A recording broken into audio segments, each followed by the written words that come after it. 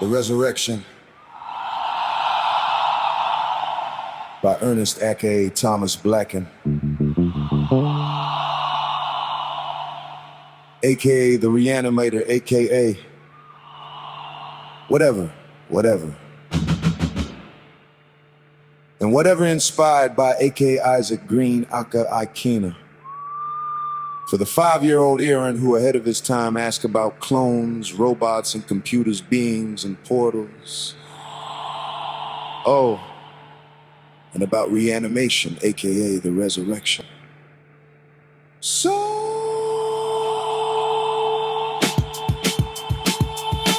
here,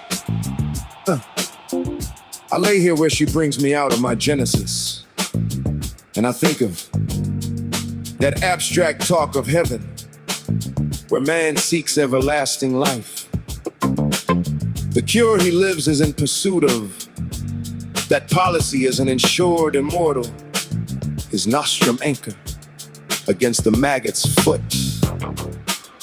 Parched earth and field clovers, a man dreams his burden like a boot due north, a step before departing, in ruinous turn from his imminent domain, where once the river ran between the mountains of that element she calls my soul.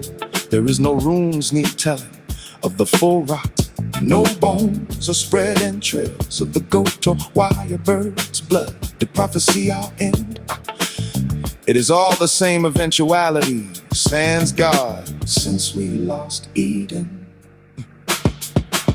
The dearly departed man becomes made living once. He's elevated from clod, from the crotch clouds of woman. A branch is broken, evicted at his rest, and given up as ghost, and is survived by a few billion others. We who are assumed will follow after in rows to one place or another.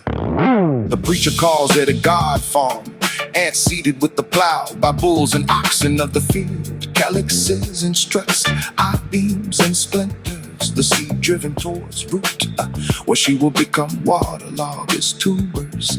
Growing angels, his purpose not in question, but our understanding. The earth, is it a field for planting demons and angels? We depart from our poem to note prose.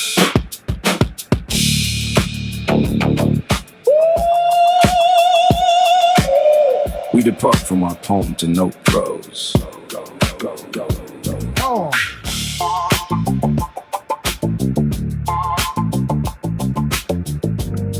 To spare space and continue with the poem, I'll spare the original dialogue to the opinions, stating the human soul or any other soul cannot be cloned. Yes, I said other soul, since the book from where most philosophical discussion of soul emanates states that all living creatures have a soul.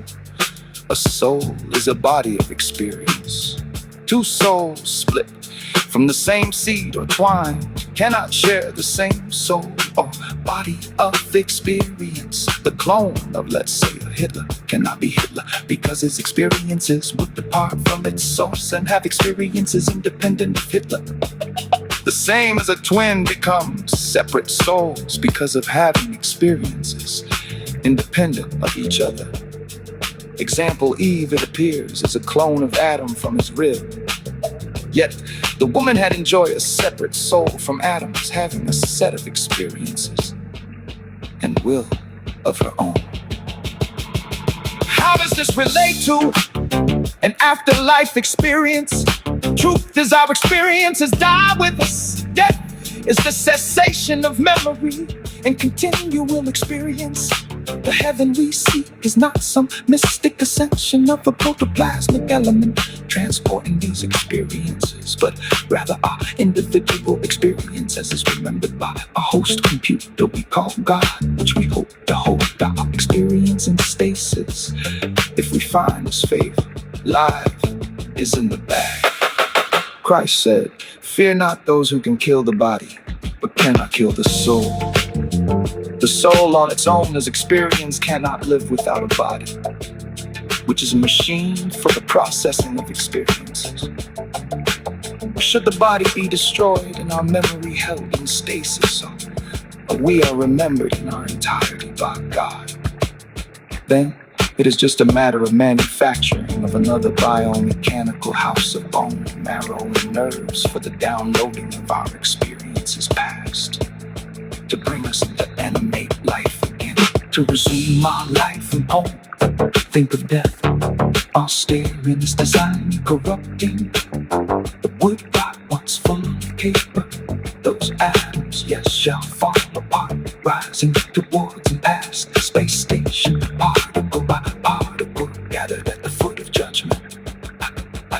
Now the body holds the data set for the lifespan of its quark and radioactive time decay.